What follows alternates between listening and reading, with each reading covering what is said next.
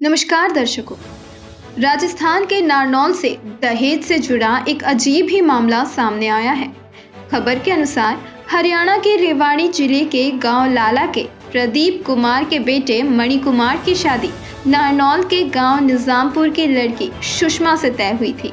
लेकिन बीते शनिवार 24 फरवरी को बड़े ही हर्षोल्लास के साथ दुल्हन को लेने रेवाड़ी के गांव लाला से गई बारात को बिना दुल्हन के ही वापस लौटना पड़ा। यह सब कुछ उस समय घटा जब 7 फेरे हो चुके थे और विदाई की तैयारियां चल रही थी। कहा जा रहा है कि दूल्हे ने विदाई के समय फॉर्च्यूनर गाड़ी की मांग की तथा दूल्हे ने धमकी भी दी कि यदि बिना फॉर्च्यूनर गाड़ी के लड़की को विदा कर दिया तो वह अपने घर पर 7 दिनों के अंदर ही उसे मार देगा। जिसके बाद दुल्हन ने ही विदा होने से इनकार कर दिया और दूल्हे को बिना दुल्हन के ही वापस लौटना पड़ा। वहीं दहेज का मामला सामने आते ही मौके पर निजामपुर थाना पुलिस भी पहुंच गई, जिसके बाद दोनों पक्षों में सुलह के प्रयास भी तेज हो गए। तो वहीं इस घटना के बाद गांव लाला की पंचायत निजामपुर पहुंची, जहां पहले ही 11 गांव की पंचायत बुलाई गई थी, जिसमें दोनों पक्षों में समझौते के प्रयास किए गए और आखिर में फैसला हुआ कि शादी में खर्च हुई लगभग 50 लाख रुपए की राशि दूल्हा पक्ष लड़की पक्ष को अदा करेगा। साथ ही जुर्माने के तौर पर हजारों रुपए गौशाला को भी दान करेगा। जिसके बाद दोनों पक्षों ने इस समझौते को मंजूर कर लिया। और मेरे भाई के दोनों के बीच में एक ही बेटी है और हमने हमारी गाड़ी खून पसीने की कमाई से लगभग 60 लाख रुपए लगा के बेटी की शादी करी, जिसमें 15,51,51 नकद, 11 तोला सोना, पूरा सामान, करीब 60 लाख रुपए के करीब मैंने खर्च किया। शादी होने के बाद फेरे के बाद में लड़का कहता है, और इनका जो इनकी एक सगी मौसी, नाम पता ना मालूम, इनका ताऊ सतीश बिचौला, इनके पिता प्रदीप कहते हैं कि हमें लड़की से अकेले में बात करनी है। हमने कहा ठीक है भाई, बात करो, हमें कोई दिक्कत नहीं है। तो मेरे भाई की उपस्थिति में मेरे भाई ने मुझे बताया, इन्होंने कही कि भाई फॉर्च्यूनर गाड़ी दो, और फॉर्च्यूनर गाड़ी दोगे तो लड़की ले जाएंगे, नहीं तो इस दहेज से पार पड़ने वाली नहीं है। फिर मैंने कहा कि साहब ये तो आपको पहले मांग बतानी चाहिए थी, लड़का नौकरी नहीं कर रहा, केवल पढ़ाई कर रहा है, फिर भी मैंने इतना दहेज दे दिया। बोले नहीं, जिस दिन फॉर्च्यूनर हो ना उस दिन तो आप आ जाना, और नहीं तो लड़की नहीं ले जाएंगे। सामाजिक दबाव बना के आपने यदि ये लड़की साथ भेजनी चाहिए तो 7 दिन के अंदर मैं इस लड़की को मार दूंगा।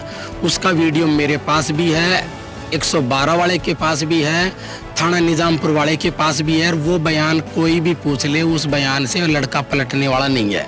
जी मामला कुछ नहीं है, निजी बात है ये। मैं लड़की को नहीं ले जाना चाहता, मेरा ये पूछना था। ये मेरे अंदर का अपना एक डर भी है, एक सवाल भी है कि भाई कल को आज मैं कुछ भी हूँ मेरे पापा की वजह से हूँ, कल मान लो मेरे पापा को कुछ हो जाता है तो जब मैं अपनी जवाबदारी लूँगा तो उसमें मैं मान लो कल मेरे को पशु रखने पड़ेंगे, भैंस रखता हूँ, गाय रखता हूँ, तो क्या लड़की उसका काम करेगी?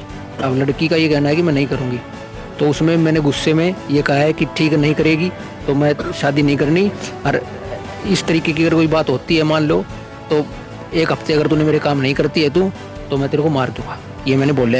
लड़की मेरी कुछ इन बातों से या मेरे को पसंद नहीं है जी। मैं लाइफ में जो अभी दूज भर का जो धब्बा लग गया है उसको कौन मिटाएगा? उसको जी आप समाज जो फैसला लो वो ले लो। अभी फिलहाल तो जी मैं यही कर रहा हूँ कि जी मैं लड़की को नहीं ले जा रहा।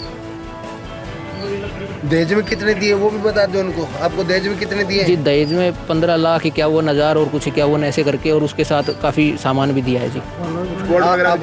हाँ तो लाला गाँव है, वहाँ जाओ आप, रेड छापा सब कुछ मारो। कल का ही प्रोग्राम था, वहाँ से आप ले आओ सारे, यहाँ खड़े हैं हम, लाला गए हैं सारे। अब मेरे को याद थोड़ी रिकॉर्ड, दो अंगूठी पहनाई थी मेरे को सोने चांदी की, एक चैन पहनाई थी, उसके अलावा और काफ़ी सारा सामान जो वो लिस्ट वगैरह में बोला था घर पे रखा है वो। लाला गाँव है जी। क्यों छोड़ के आया? आप पहन के नहीं आया, आपकी शादी थी तो आज पहन के क्यों? ये तो अपनी मर्जी है जी। मैं तो अपने हाथ से पेन चलाना पसंद करता हूँ। ये चैन वैन गुट्ठी घड़ी अंडा बट्टी कुछ पसंद नहीं करता मैं तो। मैंने कल जैसे वो भाई देते हैं मम्मी को जोड़ी वगैरह, तो उसी टाइम पे मैंने गुट्ठी चैन अपनी मम्मी को दे दी थी। परिवार वाले तो ये कह रहे हैं भाई ले चल, हमारी इज्जत का सवाल है, पर मैं नहीं ले जा रहा जी। मेरा मनी जो एक वो लड़का है उसके साथ मेरी शादी होने वाली थी, 23 तारीख को लगन गया था। लगन में जितना मेरी पापा दे सकते थे अपनी हैसियत के हिसाब से उन्होंने दे दिया। लगन में 15,51,000 कैश दिया था और गहने दिए थे ऐसे कुछ जो भी होता है वो सारी चीज़ें दी थी, कम्बल, लोई, ऐसे कुछ। जब जब बारात में विदाई आने का टाइम, जाने मतलब विदाई का समय हुआ, तब जो दूल्हे की साइड के हैं उन्होंने मतलब उन्होंने डिमांड रखी कि मतलब कि जो लड़का है उसने कहा कि भी है ना, उसके अकॉर्डिंग भी उसको पढ़ी लिखी समझदार चाहिए थी, बट मैं वो मतलब उस टाइप की नहीं थी। इसलिए उन्होंने कहा कि भी अगर मतलब मुझे तो अगर मतलब है ना फॉर्च्यूनर गाड़ी ही चाहिए। मैंने BA कर रखी है। अभी जो लड़के के जो पक्ष के लोग हैं वो यहीं हैं और पंचायत चल रही है। हाँ जी, वो भी ये सही बात है। उन्होंने मुझसे पूछा कि भी तुम कैसे बीमार हो रही हो, कोई बीमारी है क्या? उन्होंने कहा कि अगर मैं 7 दिन से ज़्यादा से बीमार रही तो वो मेरी जान ले लेंगे, मुझे मार देंगे। बारात लाला से आई थी। दूल्हे का क्या नाम? मणि। वहीं दूसरी ओर संत रामपाल जी महाराज जी के सानिध्य में उनके अनुयायियों द्वारा दहेज रहित शादियां की जाती हैं, जो कि समाज में मिसाल कायम कर रही हैं। जगत गुरु तत्वदर्शी संत रामपाल जी महाराज जी बताते हैं कि बच्चों का संस्कार परमात्मा ने बना रखा होता है। उसी संस्कारवश 2 बच्चों का विवाह संयोग होता है। यह प्रारब्ध में पहले से ही निर्धारित होता है, लेकिन समाज में विवाह से संबंध बनाए गए रीति रिवाज जो कि पूर्व निर्धारित होते हैं, जैसे दहेज लेना, वर देना, बारात ले जाना, बैंड बाजे आदि को चलाकर विवाह करना व्यर्थ का भार होता है, जो दुख का कारण बनता है। और इन्हीं गलत रीति रिवाजों के कारण बेटी माँ बाप, भैया भाभी के लिए बोझ बन जाती है। और इन्हीं परंपराओं के कारण बेटी को गर्भ में मारने का सिलसिला शुरू हो गया था, जो महापाप का कार्य है।